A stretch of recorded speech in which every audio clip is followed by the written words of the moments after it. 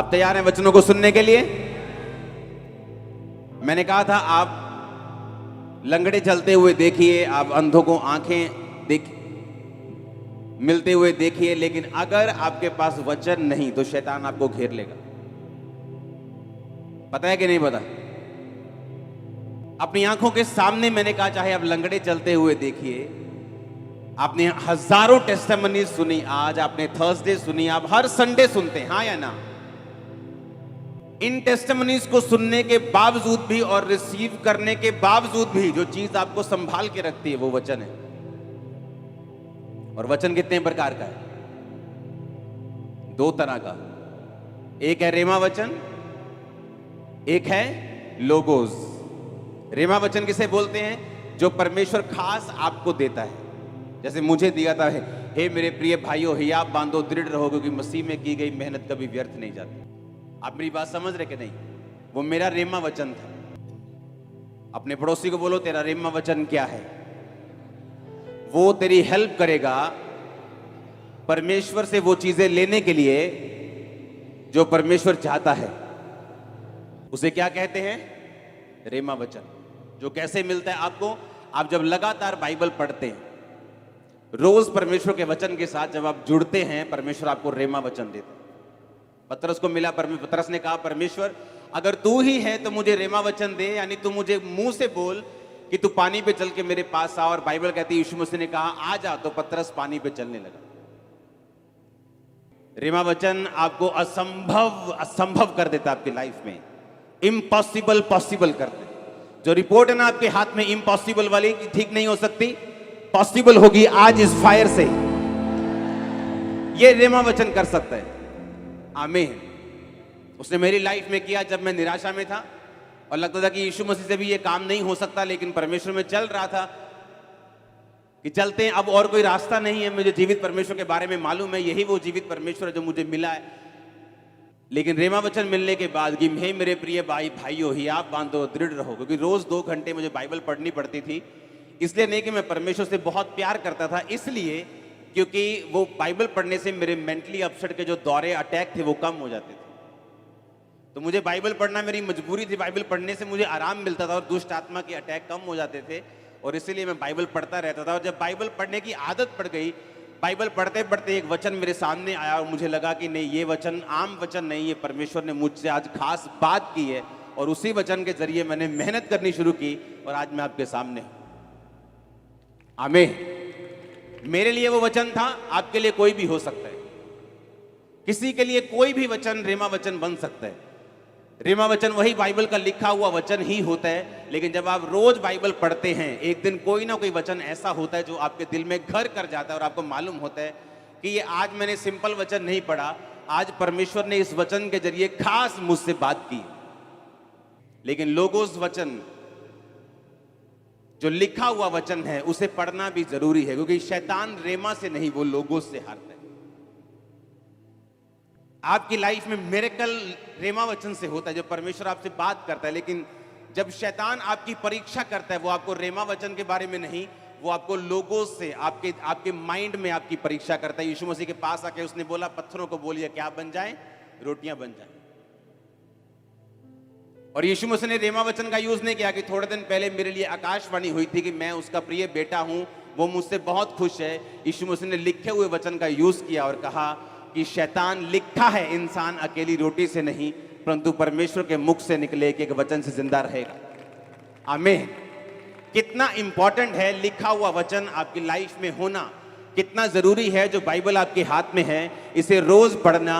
नहीं तो जितने मिरेकल्स आप देखते हैं, जितने मिरेकल्स आप रिसीव करते हैं, जितना सामर्थ आप रिसीव करते हैं, उसके बावजूद शैतान आपको धोखा दे जाएगा अगर आप इस वचन को नहीं पढ़ते तो। इमेजिन करो, लंगड़े चलते हुए देखना, पागलों को संगलियों से आजाद होते हुए चर्च में देखना, 25 साल बाद प्रेगनेंसी देखना, लंगड़ों को चलते हुए देखना, बॉर्न क्रिपल को चलते हुए देखना, और फिर भी शैतान से धोखा खा जाना, क्योंकि हमें लगता है कि हम परमेश्वर को पूरी तरह से जानते हैं।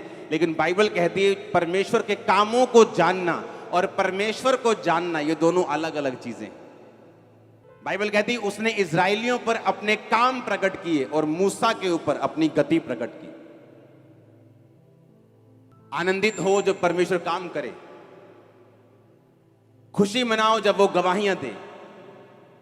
हम हर रोज प्रार्थना करते परमेश्वर हमारी गवाहियों के टेस्टिमनीज के लेवल को बढ़ा और सामर्थ दे और लंगड़े चलाने की और मुर्दों को जिलाने की। लेकिन साथ साथ हम ये भी ध्यान रखते हैं कि जिस चीज ने हमें संभाल के रखना है और शैतान से बचाना है और उस पर वार करने का हमें ताकत देनी है, वो परमेश्वर का वचन है। अपने पड़ोसी को बोलो रोज पढ़ना है, आराम से, ध्यान से, फोकस से और आत्मा से इसे पढ़ना है। आमीन। अगर आप बाइबल को पढ़ने की आदत डाल लेंगे तो जब शैतान आपकी परीक्षा करने के लिए आएगा आप उसे दबा देंगे अपने पैरों के नीचे। मैं आपको सच कह रहा हूं, क्योंकि जब वो अपने क्वेश्चंस के साथ आता है तो आपके माइंड में आता है। आपके माइंड में वो अजीब से क्वेश्चंस पैदा करता है, सवाल पैदा करता है, आपको अलग अलग तरह से वो टॉर्चर करने की कोशिश करता है, आपको पाप के फायदे दिखाने की कोशिश करता है, वो कई कुछ करने की कोशिश करता है। और अगर आपने सिर्फ लंगड़े चलते हुए देखें और वचन के बारे में आपको जीरो नॉलेज है तो आप फंस जाएंगे। इसीलिए मैं कहता हूं कि उस चर्च को अटेंड करो जहां परमेश्वर का वचन आपको गहराई से मिल रहा हो। वो जहां भी हो, आप जहां भी जिस देश में मुझे सुन रहे हैं, अगर आप वचन में कच्चे रह गए तो शैतान के लिए आप एक इजी टारगेट हैं। उसे मालूम है कि उसे एक्सपीरियंस है, वो पुराना सांप है, उसे मालूम है आपको किस तरह से घेरना है। उसने यीशु मसीह के पास आके बड़ी बड़ी बातें नहीं की। उसे मालूम था कि 40 दिनों का यीशु मसीह भूखे हैं, तो उसने कहा कि अगर तू परमेश्वर का बेटा है तो पत्थरों को रोटियां बन जाएं, बोल दे। शैतान को मालूम है आपको क्या चाहिए। किसी की कमजोरी पैसा है, किसी की कमजोरी व्यभिचार है, किसी की कमजोरी कुछ है। उसे मालूम है आपकी कमजोरी क्या है। किसी की कमजोरी डर है, किसी की कमजोरी उसकी पढ़ाई है, किसी की कमजोरी उसका बिजनेस है, किसी की कमजोरी उसके रिश्तेदार हैं। शैतान को मालूम है आपकी कमजोरी क्या है, और अगर आप वचन में कच्चे हुए वो आप ही की कमजोरी को आप ही के खिलाफ यूज करेगा और आपको गिरा देगा। और वचन आपको ताकत देता है अपनी कमजोरियों के ऊपर ओवरकम करने के लिए। वचन आपको ताकत देता है अपने पाप के ऊपर कब्जा करने के लिए। इसलिए परमेश्वर ने कहा अपने शरीर को शैतान के हाथों में और पाप के हाथों में नहीं सौंपो, अपने अंगों को धर्म के हथियार होने के लिए परमेश्वर के हाथों में सौंप दो। एक बार जरा जोरदार हालेलुया बोल दो जरा। आमीन। इसलिए अगर आप वचन से प्यार करते हैं, इसको रोज पढ़ते हैं, ये आपके मोबाइल में होना चाहिए। जिस तरह फेसबुक आपके मोबाइल में है, ये आपके घरों के ऊपर टंगा हुआ होना चाहिए। आपके फेवरेट वर्ड्स, आपके रेमा वचन, वो वचन जो आपके दिल को अट्रैक्ट करते हैं, जो वचन आपके दिल को अच्छे लगते हैं। आपको मालूम है कि कहीं परमेश्वर मुझसे इन वचनों के जरिए बात कर रहा है। ये आपकी गाड़ियों पे लगे होने चाहिए, ये आपकी साइकिल पे लगा होना चाहिए, आपके बाइक पे लगा होना चाहिए, आपके घर पे लगा होना चाहिए, आपके नौकरी वाले स्थान पे, आपके बिजनेस पे, आपके घर पे, आपके घर के दरवाजों पे ये लगा होना चाहिए। इसी ने आपको बचाना है। जो कुछ आप ले भी रहे हो ना खुदा से, अगर आपने कैंसर से हीलिंग ले ली है, इसको संभाल के भी वही वचन हेल्प करेगा कि आप रख सकें। इतना जरूरी है परमेश्वर के वचन को पढ़ना और इसे समझना। आमीन। परमेश्वर ने इतिहास में बहुत से लोगों को ब्लेसिंग दी है, बहुत से लोगों को मसा दिया है, बहुत से लोगों को पदवियां दी हैं, लेकिन बाइबल कहती है कुछ लोग उसे संभाल पाए और कुछ लोग उसे नहीं संभाल पाए। दूसरा शमूएल 1 उसकी 1 से 16 और पहला शमूएल 15 उसकी 1 से 3 आप नोट करो सबसे पहले इन वर्सेस को। दूसरा शमूएल 1 उसकी 1 से 16 आयत को हम पढ़ेंगे। शाऊल के मरने के बाद जब दाऊद अमालेकियों को मारकर लौटा तो दाऊद को सिकलग में रहते हुए 2 दिन हो गए। तब तीसरे दिन ऐसा हुआ कि शाऊल की छावनी में से एक पुरुष कपड़े फाड़े सिर पर धूल डाले हुए आया, और जब वह दाऊद के पास पहुंचा तो भूमि पर गिरा और उसे दंडवत किया। दाऊद ने उससे पूछा तू कहां से आया है? उसने कहा मैं इजरायली छावनी में से बच के आया हूं। दाऊद ने उससे पूछा वहां क्या बात हुई, मुझे बताओ। उसने कहा कि लोग रणभूमि छोड़कर भाग गए हैं, बहुत लोग मर गए हैं, शाऊल और उसके पुत्र योनातन भी मारे गए हैं। दाऊद ने उसको समाचार देने वाले से पूछा तू कैसे जानता है कि शाऊल और उसका पुत्र योनातन मर गए? समाचार देने वाले जवान ने कहा, संयोग से मैं गिलबो पहाड़ पर था तो क्या देखा कि शाऊल अपने भाले की टेक लगाए हुए है। मैंने देखा, उसका पीछा किया। फिर मैंने यह भी देखा कि उसका पीछा किए हुए रथ और सवार बड़े वेग से दौड़े आ रहे हैं। उसने पीछे फिरकर मुझे देखा और मुझे पुकारा और मैंने कहा, क्या आज्ञा? शाऊल ने मुझसे कहा, तू कौन है? मैंने उससे कहा, मैं अमालेकी हूं। उसने कहा, मेरे पास खड़ा होकर मुझे मार दे, क्योंकि मेरा सिर तो घूमा जाता है परंतु मेरा प्राण नहीं निकलता। तब मैंने यह निश्चय जान लिया कि वह गिर जाने के पश्चात बच नहीं सकता। मेरे पास खड़े होकर मैंने उसे मार डाला और मैं उसके सिर का मुकुट, हाथ का कंगन लेकर यहां अपने प्रभु के पास आया हूं। तब दाऊद ने अपने कपड़े फाड़ कर कहा, जितने पुरुष उसके संग थे उन्होंने भी वैसा ही किया। सब बोलो आमीन। 12 आयत में लिखा, और वे शाऊल और उसके पुत्र योनातन और यहोवा की प्रजा और इज़राइल के घराने के लिए छाती पीटने और रोने और सांझ तक कुछ न खाया, और इस कारण कि वह तलवार से मारे गए। फिर दाऊद ने उस समाचार देने वाले जवान से पूछा, तू कहां का है? उसने कहा, मैं तो परदेसी का बेटा अर्थात अमालेकी हूं। दाऊद ने उससे कहा, तू यहोवा के अभिषिक्त को नष्ट करने के लिए हाथ बढ़ाने से क्यों नहीं डरा? तब दाऊद ने एक जवान को बुलाकर कहा, निकट जाकर उस पर प्रहार कर। तब उसने उसको ऐसा मारा कि वह मर गया। और दाऊद ने उससे कहा, तेरा खून तेरे ही सिर पर पड़े, क्योंकि तूने ये कहकर अपने विरुद्ध साक्षी दी है कि मैंने यहोवा के अभिषिक्त को मार डाला है। अब ध्यान से समझना, जिस व्यक्ति ने शाऊल को मारा, 8 आयत को पढ़ेंगे। जब दाऊद ने पूछा, तू कौन है, तू कहां से आया है? उसने पता क्या कहा? कौन है वो? कौन है? कहता, मैं अमालेकी हूं। पहला शमूएल 15 उसकी 1 से 3। शमूएल ने यानी भविष्यद्वक्ता ने शाऊल से कहा, यहोवा ने अपनी प्रजा इज़राइल पर राज्य करने के लिए तेरा अभिषेक करने को मुझे भेजा था, इसलिए अब यहोवा की बातें सुन ले। सेनाओं का यहोवा यूं कहता है कि मुझे याद है कि अमालेकियों ने इज़राइलियों से क्या किया। जब इज़राइली मिस्र से आ रहे थे तब उन्होंने मार्ग में उनका सामना किया। इसलिए अब जाकर अमालेकियों को मार, जो कुछ उनका है उसे बिना कोमलता किए नष्ट कर, क्या पुरुष, क्या स्त्री, बच्चा, दूध पीता, क्या गाय, बैल, भेड़, बकरी, क्या ऊंट, क्या गधा, सबको मार दे। कितने साल पहले?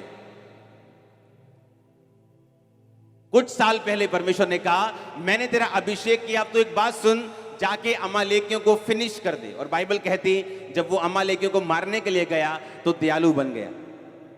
आप परमेश्वर से ज्यादा दयालु मत बनो।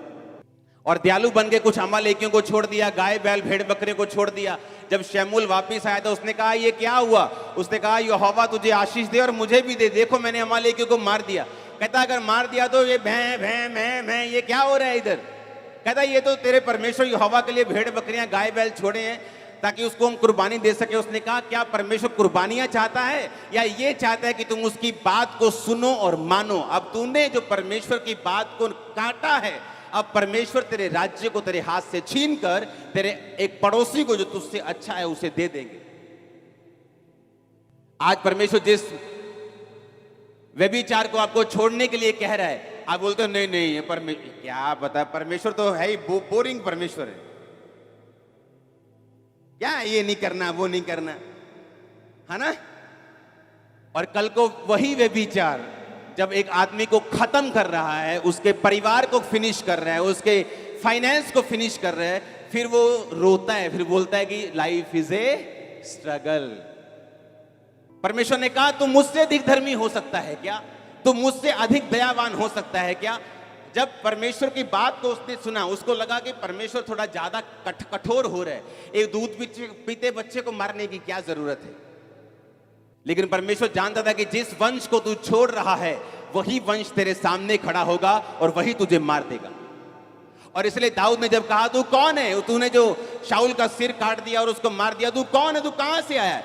दाऊद को शक हुआ, उसने जानबूझ के उसने एक स्पिरिचुअल क्वेश्चन पूछा, तू कौन है, तू कहां से है? उसने कहा, मैं अमालेकी हूं।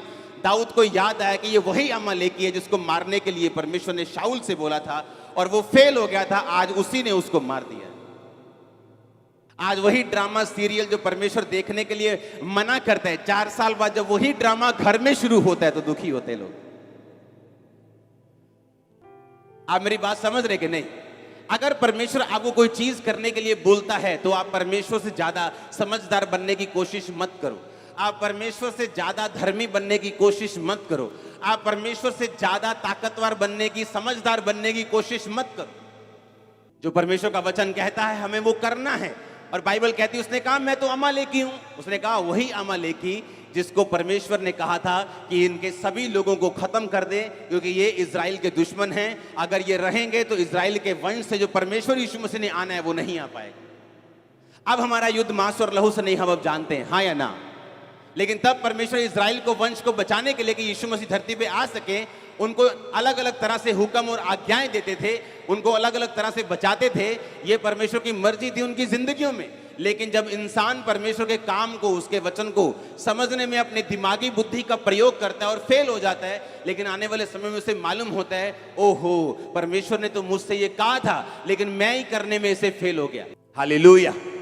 जब मैं परमेश्वर में आया तो ऐसे कुछ लोग थे मेरी जिंदगी में जो बड़े प्रभावशाली थे, जिनका बड़ा प्रभाव था मेरी जिंदगी के ऊपर, जिनका बड़ा प्रभाव था मेरे परिवार के ऊपर, मेरे फादर के ऊपर, मेरे मदर के ऊपर, हमारे परिवार के ऊपर, फाइनेंशियली, फिजिकली, सोशली, एवरीथिंग। वो हमसे 10, 12, 15, 20, 100 गुना बड़े थे।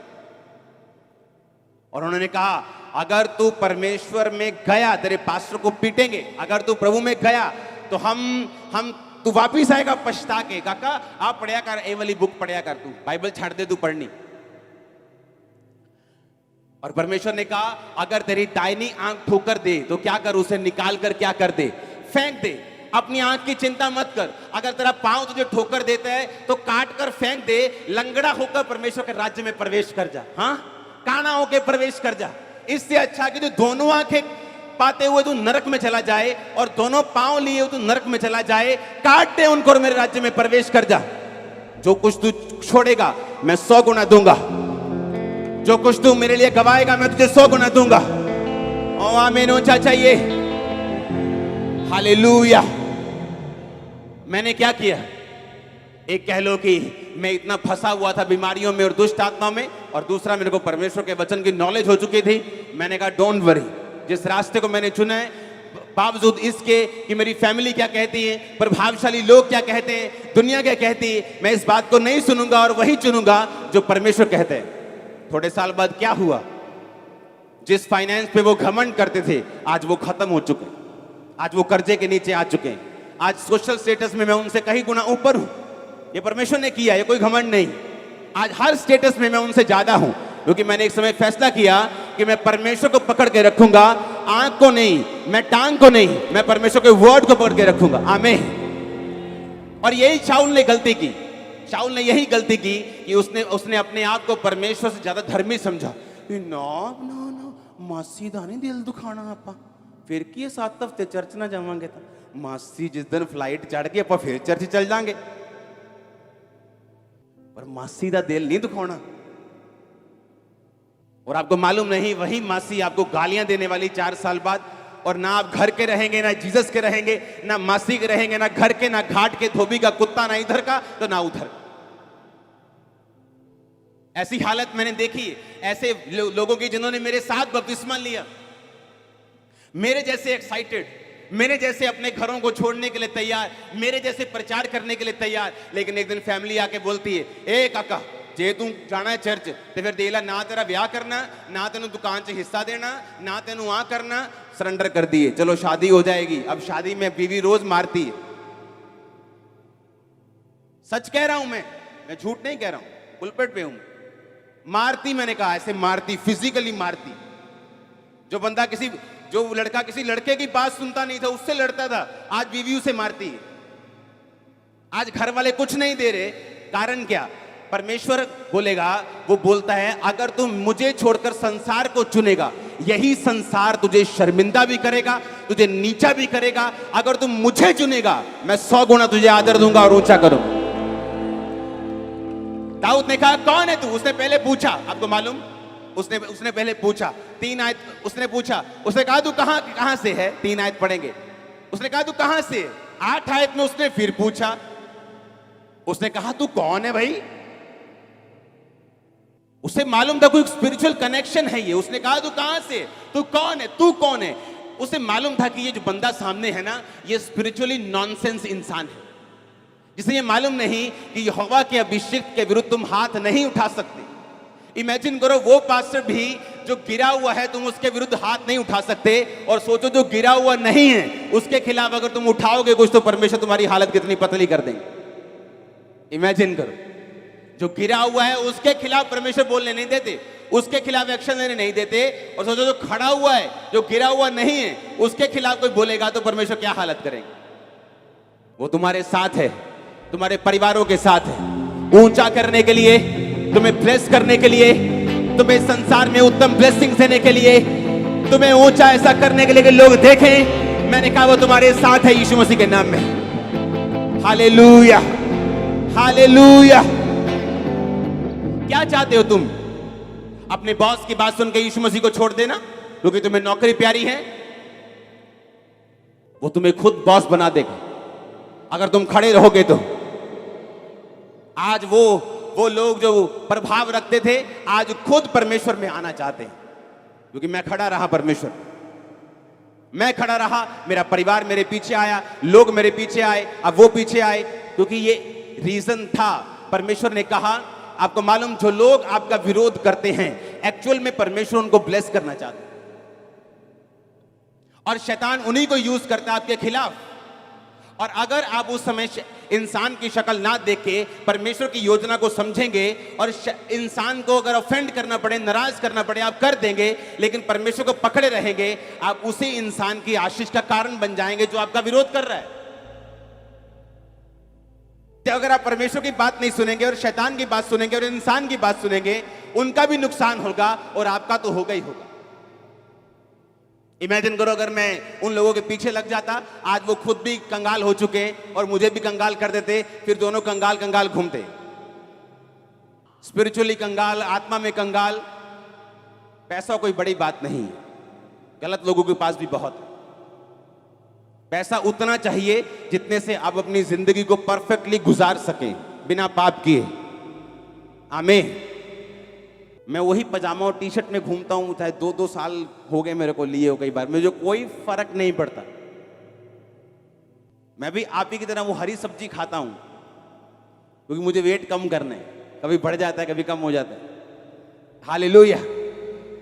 चिंता मत करो पैसों की, परमेश्वर की चिंता करो। तुम्हारे पैरों के नीचे होगा पैसा, मैं आपको बता रहा हूं। तुम चलोगे ना, परमेश्वर बिछा देगा उसको। आप मेरी बात समझ रहे हो कि नहीं? आपको ये प्रूफ करना होगा कि आप उसकी संतान हैं, आप उसके सन हैं, आप उसके रियल डॉटर हैं। आपको अपने कर्मों से प्रूफ करना होगा। याकूब कहता है कि तुम अपने विश्वास को बिना कर्मों के दिखाओ। तुम बोलते हो मैं विश्वासी हूं, बिना कर्मों के तुम नहीं। कहता मैं अपने विश्वास को कर्मों के द्वारा दिखाऊंगा। यानी जो कर्म नहीं करता वो विश्वासी नहीं। आपके कर्म बताते हैं, परमेश्वर में लिया गया स्टैंड बताते हैं। जो चीज परमेश्वर आपको आज मना कर रहा है, वो आपको दुखी कर सकती है, वो आपको नाराज कर सकती है, आपको थोड़ी मुश्किल में, दुविधा में डाल सकती है, लेकिन याद रखो वो आपके लिए लाइफ सेविंग रेमेडी है। अगर शाऊल इस बात को समझता कि परमेश्वर ने क्यों अमालेकी दूध पीते बच्चे को भी नाश करने के लिए क्यों बोला, तो वहां वो मरता ना। मैं आपको गारंटी देता हूं।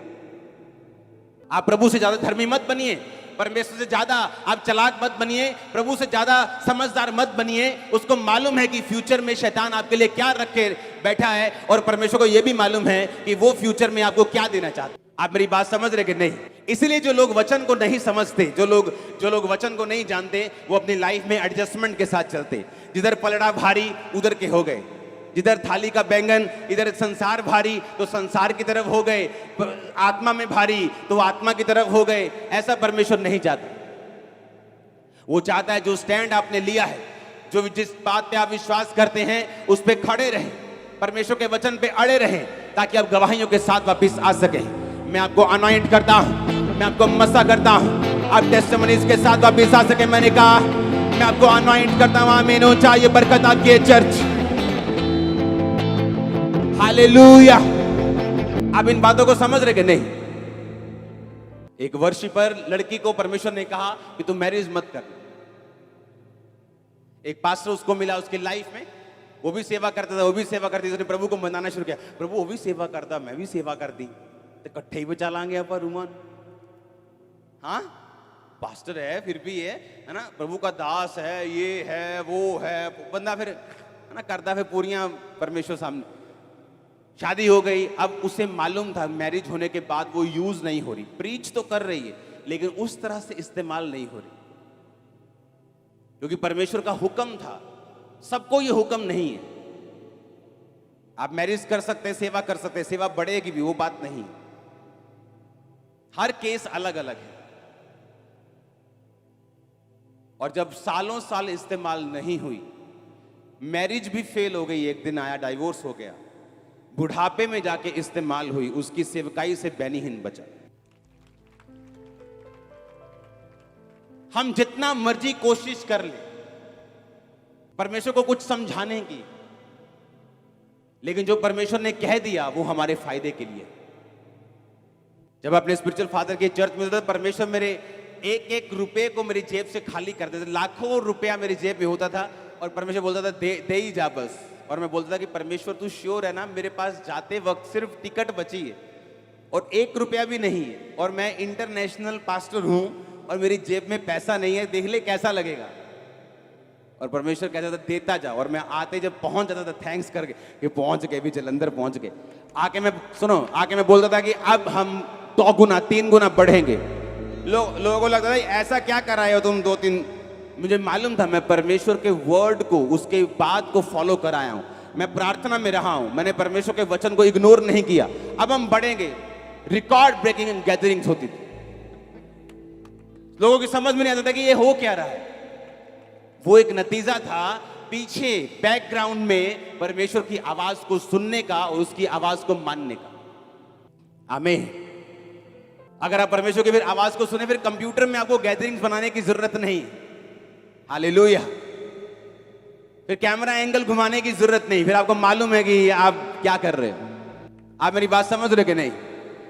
अगर आपने वचन को समझ लिया, अगर आपने ये समझ लिया कि परमेश्वर मेरी लाइफ में क्या चाहते हैं, और आपने उसे फॉलो करने का फैसला कर लिया कि मैं इसी चीज को फॉलो करूंगा, मेरी बुद्धि परमेश्वर से ज्यादा नहीं है, मेरी समझ उससे ज्यादा नहीं है, मेरा स्टैंड, मेरी दूरदर्शिता उससे ज्यादा नहीं है, जितना प्रभु दूर देख सकता है मैं नहीं देख सकता। बंद कर दो हिसाब किताब से चलना, परमेश्वर के लिए खुले ओपन में चलो, दिलेरी के साथ चलो, वो आपके साथ खड़ा होगा। मैं सच कह रहा हूं आपको, आप किसी इंसान के लिए स्टैंड लो, वो मुकर सकता है, परमेश्वर नहीं मुकर सकता, वो पीछे नहीं हट सकता, वो सर्वशक्तिमान परमेश्वर है। उस पतरस ने कहा परमेश्वर हम सब कुछ छोड़ के तेरे पीछे हो लिए, हमें क्या मिलेगा? यीशु मसीह ने कहा एक भी नहीं, ऐसा एक भी केस नहीं होगा। उसने नहीं कहा कि बहुत है जो मेरे पीछे चलेंगे, उसने ये नहीं कहा। उसने कहा एक भी ऐसा नहीं जो मेरे पीछे चले और इस समय 100 गुना ना पाए। घरों समेत जो उसने छोड़ दिए थे, खेतों समेत जो उसने छोड़ दिए थे, अपने माता, अपने पिता, अपने भाई, अपने बहन, अपने बीवी, अपने बच्चे, सब कुछ उसने कहा अगर तू 1 एकड़ छोड़ेगा, परमेश्वर ने कहा तू 100 गुना पाएगा। अब बीवी मत छोड़ देना, हाँ कि 100 बीवियां मिलेंगी। आप समझ रहे मेरी बात को? उसने कहा जो कुछ तू छोड़ेगा मैं तुझे कितना दूंगा। पतरस को कहा परमेश्वर ने ऐसा एक भी नहीं, इस धरती पे एक भी एग्जाम्पल नहीं, अगर किसी ने मेरे लिए अपने रिश्तेदार छोड़े हों तो मैंने उसे लाखों ना दिए। आप मेरे रिश्तेदार नहीं है क्या? बहुत लोग, आप जितने पुराने मेंबर है सब मेरी मैरिज पे आए थे। हाँ, मेरे रिश्तेदारों को बताना पड़ रहा था, यार ही रिश्तेदार हैं यार, सानू जालन। और कलीसिया आ रही थी, ओए हट जा वॉलंटियर, क्योंकि शक्ल देखिए, वॉलंटियर देखिए, रिश्तेदार हैं असली वाले। हालेलुया। आप समझ रहे बात को? परमेश्वर ने कहा जो कुछ तू मेरे लिए छोड़ देगा मैं तुझे 100 गुना दूंगा। तू मेरे लिए स्टैंड लेगा, मैं तेरे साथ चलूंगा। आमीन। और ये गलती किसने की? शाऊल ने। उसे परवाह थी लोग क्या कहेंगे, उसे परवाह थी, उसे लगता था कि मैं ज्यादा समझदार हूं, मैं राजा हूं, मुझे थोड़ी दया आती, मैं दयावान हूं। दूध पीते बच्चों को छोड़ देते, ये छोटे बच्चों को छोड़ देते, इनका क्या कसूर है, इन्हें छोड़ देते हैं। और बाइबल कहती है उसने बहुतों को छोड़ा और परमेश्वर के वचन को एग्जैक्टली फॉलो नहीं किया, और वही उठा और वही अमलेकी कुछ साल में जवान होकर उसी के सिर को काटने वाला बन गया। वो व्यभिचार जो आज आपकी लाइफ में है, आज छोड़ना होगा। वो चोरी की आदत आज छोड़नी होगी। वो कमी आज छोड़नी होगी, वो डर आज छोड़ना होगा, वो अंगीकार आज करना होगा। कल को उसे बड़ा मत करो, सांप को बड़ा मत करो, उसे अजगर मत बनाओ। आज तो वो काट रहा है, कल वो निगल लेगा अगर आप उसको बड़ा करेंगे। परमेश्वर नहीं चाहता, वो कोई भी चीज जो आपको करने के लिए कहता है उसमें आपका फायदा है। जो भी चीजें वो आपको करने के लिए कहता है वो आपको बचाने के लिए है, आपके परिवार को सेव करने के लिए है, आपके राज्य को स्थिर करने के लिए है। आमीन। हो चाहिए बरकत तुम्हारी ये चर्च। Hallelujah, hallelujah. उसने कहा मैं तो अमालेकी हूं। दाऊद ने कहा अब मुझे समझ आया, तू अमालेकी है। और शाऊल का प्राण नहीं निकल रहा था क्योंकि उसका प्राण निकलना नहीं था, उसने मरना नहीं था। परमेश्वर ने अमालेकी को भेजा कि वही अमालेकी जो तूने मारने से मना कर दिया था अब तेरे प्राण को लेगा। हालेलुया। किस चीज को पाल रहे हैं हम? क्या वो डर है?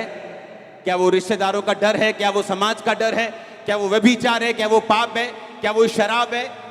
आज के 2 पैकल की तो बोतल बन जाएंगे, क्या वो है? वो क्या है? वो कौन सी आदत है? वो कौन सा सांप है? वो कौन सी गलती है जो आप कर रहे हैं? आज ही फिनिश कर दो, आग में जला के वापिस जाओ और 3 साल में, अगले 5 साल में, 10 साल में अपनी लाइफ की टॉप पोजीशन पे आप होंगे। मैं ये प्रोफेसी कर रहा हूं आपके लिए यीशु मसीह के नाम में। Hallelujah, hallelujah. मैंने इसी चर्च के लोगों को देखा है जो पवित्रताई में चले, जिन्होंने सामर्थ में विश्वास किया, हाई पोजीशंस के ऊपर बैठे हुए। आम से लोग बन के एंट्री की थी चर्च में, आज उनकी लाइफ चेंज हो चुकी है, परिवार चेंज हो चुके हैं, स्टेटस चेंज हो चुके हैं, फाइनेंस बदल चुके हैं, सब कुछ चेंज हो चुके हैं।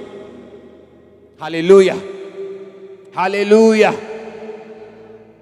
ऐसे लोग जो टेस्टिमनी देते हैं कि जब हम चर्च में आए, क्योंकि बहुत कम लोगों से मेरा मिलना होता है कि जब हम चर्च में आए हम फाइनेंशियली पूरी तरह से ब्रोक थे, लेकिन आज हमारे पास इतनी ब्लेसिंग है, इतनी ब्लेसिंग है, इतनी ब्लेसिंग है, हमारे बैंक्स भरे हुए हैं। इसी चर्च के मेंबर्स सिर्फ फॉलो किया कि हम 4 साल से फॉलो कर रहे हैं, हम 5 साल से फॉलो कर रहे हैं। जो परमेश्वर करने के लिए बोलता है उसका रिजल्ट बाद में आता है। वो आपको प्रार्थना करने के लिए बोलता है, पाप छोड़ने के लिए बोलता है, बोने के लिए बोलता है। एकदम से आपकी लाइफ में रिजल्ट नहीं आता, लेकिन वो धीरे धीरे रिजल्ट आता है। लेकिन जब आता है तो पक्का आता है। जब वो घर बनाता है चट्टान के ऊपर तो वो सदा के लिए होता है, वो टेम्परेरी नहीं होता। आप उस घर में रहेंगे, आपके बच्चे रहेंगे, आपके पोते रहेंगे। आप मेरी बात समझ रहे कि नहीं? मैं ईंटों वाले घर की बात नहीं कर रहा हूं, मैं आपकी लाइफ के घर की बात कर रहा हूं, उस फाउंडेशन की बात कर रहा हूं जो आप परमेश्वर के वचन से अपनी लाइफ के लिए बना रहे हैं और अपने परिवार के लिए बना रहे हैं। आमीन, आमीन। दाऊद अपनी लाइफ के पूरी उम्र तक बुढ़ा होके, रिटायर होके, परमेश्वर में सो के गया। उसकी गद्दी से उतारने वाला दाऊद को कोई जन्मा नहीं था। क्यों? हर वक्त परमेश्वर की बात को सुनता था। उसने गलती भी की, उसको सजा भी मिली, लेकिन परमेश्वर की हुजूरी में जाना उसने नहीं छोड़ा। परमेश्वर की प्रेजेंस में गया, माफी को मांगा, हमेशा खुदाबंद की प्रेजेंस में रहता था। और बाइबल कहती है रिटायर होके गया। एक राजा का रिटायर होना, 66 लड़ाइयां लड़ना और 66 जीतना, इकोनॉमी का फिर भी ना गिरना और फिर भी रिटायर होके जाना, एक भी गलत योजना का उसके खिलाफ पास ना होना, ये परमेश्वर का हाथ था उसके सिर के ऊपर, जो मैं आप लोगों के सिर के ऊपर देख रहा हूं,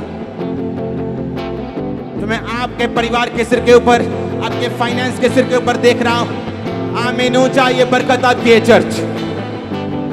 कुछ भी हो जाए, बोलो पड़ोसी को, कुछ भी हो जाए उसके वचन को मत छोड़ना। आमीन। अब मुझे एक क्वेश्चन का आंसर दो। जब शाऊल ने अमालेकियों को नहीं मारा और परमेश्वर ने कहा आज से तू राजा नहीं, क्या उसी दिन से वो राजा हट गया था गद्दी से? अगले साल, उससे अगले साल नहीं, लंबे समय तक फिर भी वो उस गद्दी पे रहा। 14-15 साल तक रहा होगा और परमेश्वर की आंखों में वो राजा नहीं था। पर दुनिया के निगाह में वो क्या था? आज दुनिया की निगाह में लोग पास्टर हैं, प्रॉफिट है, लेकिन परमेश्वर की निगाह में नहीं है, प्रभु की निगाह में नहीं है। मैं आपको बता रहा हूं, लोगों की निगाह में है, क्योंकि लोगों को मालूम नहीं। प्रजा के लिए वो शाऊल अभी भी राजा था, अभी भी राजा था, लेकिन परमेश्वर की निगाह में वो राजा नहीं था। आप जब कोई गलत काम करते हैं, पाप करते हैं, आपकी एकदम से ब्लेसिंग्स उड़ नहीं जाती, एकदम से अगले दिन आप लंगड़े नहीं हो जाते, लेकिन आप अपनी डिस्ट्रक्शन की, अपनी तबाही की तैयारी कर रहे होते। आपको लगता है कि नहीं, थोड़ा हिसाब से चलना चाहिए, लेकिन परमेश्वर को मालूम है वो आपको बचाना चाहता है, वो आपको सेव करना चाहता है, वो आगे देख सकता है, उसे मालूम है आगे क्या है। आमीन। अपने हाथों को उठाओ, ऊंची आवाज बोलो थैंक यू जीसस। फिर से ऊंची आवाज में बोलो ये वचन मैं मानता हूं, तुझे फॉलो करने का वायदा करता हूं। मांगो ऊंची आवाज में थैंक यू जीसस बोलते हुए।